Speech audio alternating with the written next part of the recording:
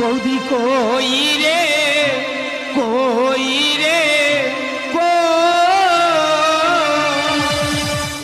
আমি এখানে রে। ও বৌদি তোমার এই অবস্থা কেন? ও ভাই টাং টাং টাং টাং আমার সেই কামড়ে গেছে।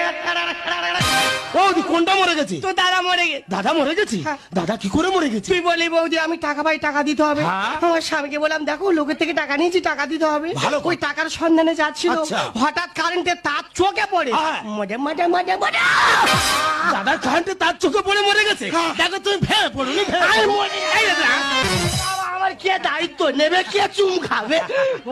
ও বৌদি আমি কি বলি শোনো, মানুষ তো চিরদিন বাঁচে না।